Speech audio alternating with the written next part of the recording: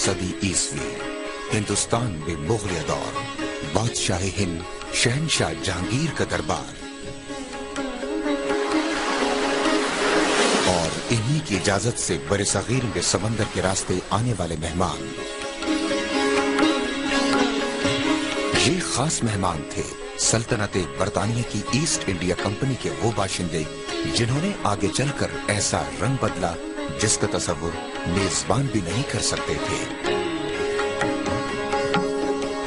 ये इस सरजमीन की चाशनी थी या मेहमानों की चाल कि ये मेहमान इस सरजमीन के रंग में ऐसे ढले कि इनका ओढ़ना बिछोना भी हिंदुस्तानी हो गया। कुछ का ये था कि वो बिल्कुल अलग थलग रहने वाले, कुछ ये था कि वो साथ में उनको उसमें थोड़ा सा शामिल हो जाते थे। जैसे ओलिव कैरो के बारे में मशहूर है, या कनिंगम था, वो बिल्कुल पठानों की तरह ड्रेसअप होता था और बहुत से लोगों को तो उनको तो पश्तो, पंजाबी, उर्दू बोलनी भी आती थी।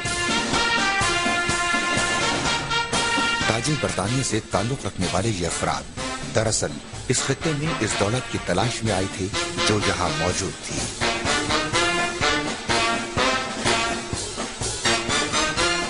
ईस्ट इंडिया कंपनी के बरतानवी बाशिंदे ही सिर्फ इस मुहिमजोई में शामिल नहीं थे, बल्कि पुर्तगाली और वलंदेजी भी इस खित्ते में कदम जमाने की कोशिश कर चुके थे। मगर ताजे बरतानिया के बाशिंदे कब्जा जमाने में बाकी यूरोपी बाशिंदों से बाजी ले गए और 200 साल की तवील मुद्दत में इन मेहमानों ने इस सरजमीन के लोगों की आपस की चपकलिश का ऐसा फायदा उठाया कि तिजारत की गर्ज से आने वाले मेहमान हुक्मरान बन गए। ये वो साहब हैं जो हुक्मरान बनकर फरंगी, लाट साहब और उर्फे आम में गोरा साहब कहलाए। सुनने में तो लफ्ज गोरा साहब से नस्ली इम्तियाज या यूं कह लें रेसिस्ट का शायबा गुजरता है, मगर हमारे लोग तो इसे एहतरामन और शायद कुछ अपनी ही एहसासे कमतरी जाहिर करने को इस्तेमाल करते हैं। जब भी आप किसी की स्किन का या किसी फिजिकल एट्रीब्यूट से बात करेंगे तो डेफिनेटली रेसिस्ट होगा, लेकिन मेरा नहीं ख्याल कि हमको इसको कोई तस्हीक के तौर पे कहते हैं। उनकी वो जो स्किन थी वो डेफिनेटली वो बहुत क्लियरली बहुत डिफरेंट थी, वाइट थी as compare to the complexion of the local people. तो एक तो उनकी वो ये रेशियल वो है कि वो गोरे हैं और वो उनकी आइडेंटिटी बन गई, मगर साथ साथ में चूंकि वो यहाँ के हुक्मरान भी बन गए तो उसके साथ वो पावर का एलिमेंट भी शामिल हो गया। No, not at all, not at all. I mean, you know, if you take it in the spirit that it's given, you know, if it's a gesture of respect, then by all means, you know, that's fine. गोरा साहब जो नाम के लाट साहब ही नहीं थे बल्कि मिजाज के भी कुछ ऐसे ही निकले। हुक्मरान के तौर पर उन्होंने कभी भी इस सरजमीन के लोगों को अपने बराबर नहीं समझा। इनकी नजर में सरजमीन के लोग कम अकल, तंग नजर और शायद दकियानुसी थे और हमारे गोरा साहब इसका बरमला इजहार भी करते रहे। As the 19th century progresses, as British power increases, so does British arrogance, and so does British sense of self, and a very old and very traditional sense of British racism. और यही वजह है कि ताजे बरतानिया के ये गोरा साहब कुछ ऐसे नकूश छोड़ गए कि हमारे दिलो दिमाग में इनके लिए आज तक नापसंदीदगी मौजूद है। इसकी सबसे बड़ी मिसाल बरसगीर के वो मुमताज मौरखीन है जो बरमला इनके गासबाना रवैये का इजहार करते आए हैं। 200 साल यहाँ पे आके एक फॉरेन कौम थी, एक माइनॉरिटी थी, आके उसने पूरे हिंदुस्तान पे कब्जा किया, फिर हिंदुस्तान की दौलत को लूटा। तो जाहिर है यहाँ के फिर अवाम, चाहे वो मुसलमान हैं या हिंदू हैं या जो भी हैं, तो वो यहाँ के जो लोग हैं वो उनको उनकी नज़र में तो वो गासिब थे। उन्होंने ऑक्युपाई किया था उनकी ज़मीन को, उनकी सारी जो रिसोर्सेज थे उनके माइंड को उन्होंने कंट्रोल किया, एक्सप्लॉइट किया। तो ये मेरे ख्याल में ये बाइस बहुत ही नेचुरल है। जो आप पे हुकूमत करे उसकी मजबूरी है, अगर उसका रोब दबदबा नहीं होगा तो वो आप उसको सीरियसली नहीं लेंगे, और जुल्म के बगैर कोई भी मुल्क, कोई भी कौम किसी दूसरे कौम को महकूम बना नहीं सकती। मगर यही गासिब हुक्मरान कुछ लोगों के दिलों में खुशगवार यादें भी छोड़ गए। आजाद ने अपने बचपन में अंग्रेज का वो दौर देखा जब वो हम पर हुक्मरान थे, और आज बरसों गुजर जाने के बाद भी मोहम्मद आजाद इस दौर को अच्छे लफ्जों में याद करते हैं। अंग्रेज मगरूर नहीं था, बदतमीज नहीं था, वो सही था। जो गरीब मिलता था सलाम किया, उसको 10 रुपए 5 रुपए वो दे गए, किसी के साथ बुराई नहीं की, जुल्म नहीं किया।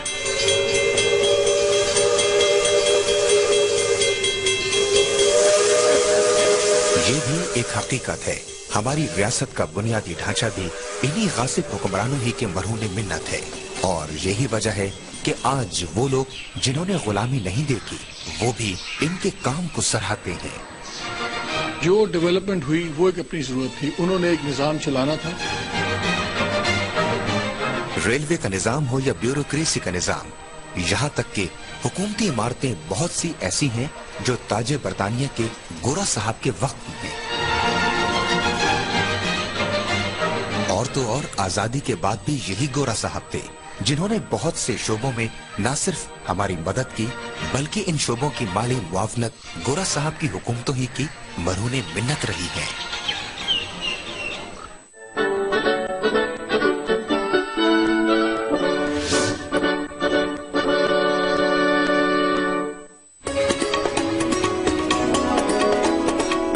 आप जानते हैं कि 1857 तक हिंदुस्तान में ईस्ट इंडिया कंपनी की आमदनी कितनी थी?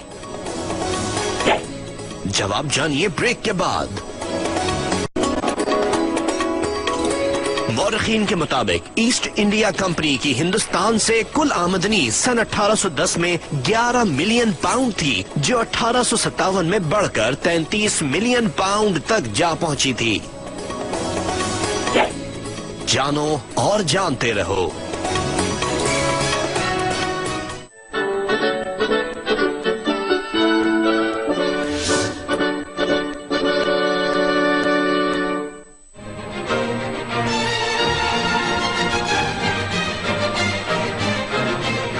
गोरा साहब की हमारी बुनियादी ढांचे की तश्कील में भला कलीदी किरदार सही, मगर बहुत से लोगों का कहना है गुलामी के 100 सालों में गोरा साहब ने हमारे साथ कुछ खुशकुन रवैया भी नहीं रखा।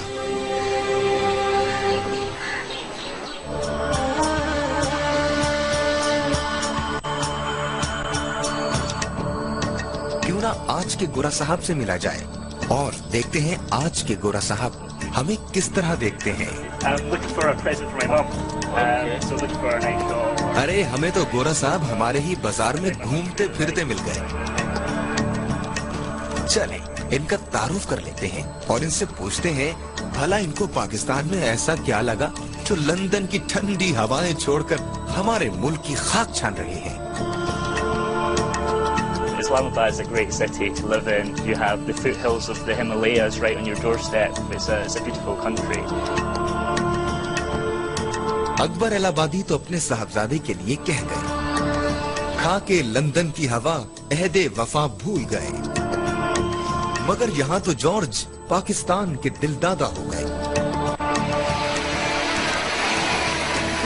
The equivalent to the UK.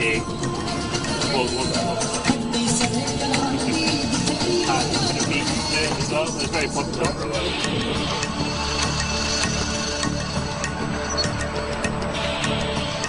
ये तो थे कुछ कुछ पाकिस्तानी एक्शंस और रिएक्शंस वाले जॉर्ज। ताजे बरतानिया से ताल्लुक रखने वाले जॉर्ज की तरह पाकिस्तान के लोगों की यहाँ आने वाले बहुत से और फॉरेनर से जान पहचान में इजाफा आजादी के बाद हुआ।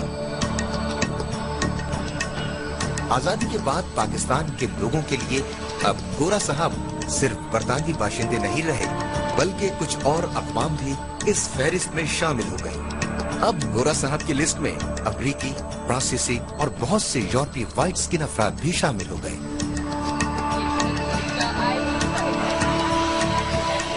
मगर दिलचस्प अमर ये है कि हम लोग गोरी रंगत से यूं मुतासिर तो बहुत हैं, मगर मशरिक वईद की अक़वाम जैसे चीनी, जापानी, ये बेचारे तो अपनी गोरी रंगत के बावजूद भी हमारे गोरा साहब की कैटेगरी में नहीं आते। हमारे लिए गोरा साहब सिर्फ और सिर्फ मगरबी ममालिक के अफराद हैं। ये जो ड्रेविडियन कल्चर है सारा, इसमें हमेशा से रंग وائٹ رنگ کی ایک فیسینیشن ہے، اور یہ گورے سے آنے سے پہلے بھی تھا کہ ہلکی اسکن تو ایک علامت تھی خوبصورتی کی.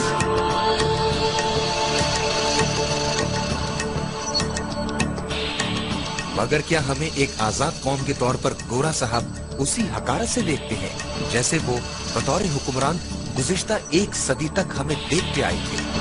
Great cultural experience, people being so open and friendly, and willing to share those stories. It's been a great experience. ایک بات تو طے ہو گئی، گورا صاحب کو دنیا داری خوب آتی ہے. حکمرانی کیا گئی، بظاہری طور پہ ہمیں برابری سے ملنے لگے. اس کے برعکس ہمیں تو یہ کمال بھی نہیں آتا. ہم تو اتنے معصوم ہیں کہ ایک گورا صاحب سے اتنی کوششوں کے بعد آزادی حاصل کی، اور آزادی کے چند سالوں میں ہی دوسرے گورا صاحب کے بلاک میں شامل ہونے کے لیے ہم نے دل و جان کی بازی لگا دی. اور آزادی کے بعد سے لے کر آج تک ہم انہی گورا صاحب کی ایڈ کے محتاج ہو کر رہ گئے.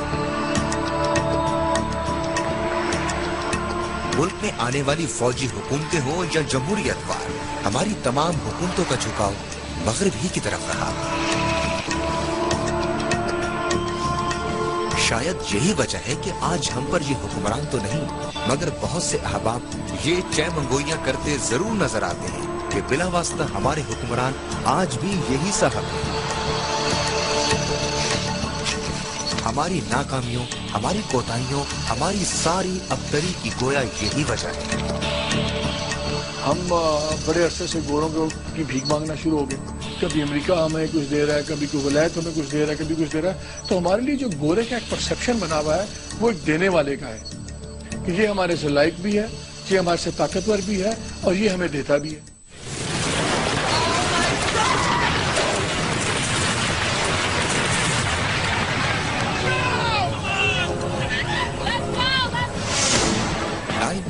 کا واقعہ ایک دن نے دنیا بدل دی،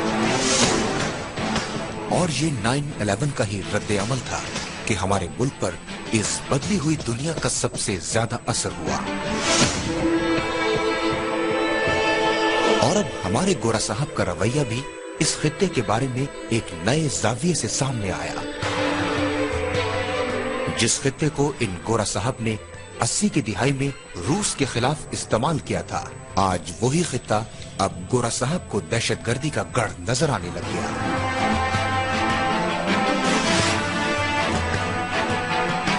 اور گورا صاحب نے اس دہشت گردی کے نام پر ایسا محاذ شروع کیا کہ اس خطے کا امن ہی بگڑ کر رہ گیا.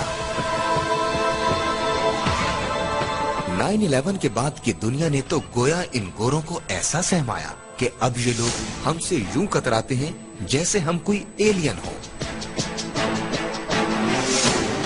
یوں تو گورے حضرات اپنے ملک میں ویسے بھی غیر ملکیوں کو ایلینز کہتے ہیں، مگر ہم پاکستان میں ان کے لیے ایسے ایلین ہوئے جیسے مریخ کی مخلوق. حکومتوں کی سطح پہ ہم جانتے رہے دنیا، ہم دنیا کو جانتے رہے، دنیا ہمیں جانتے رہی ہے.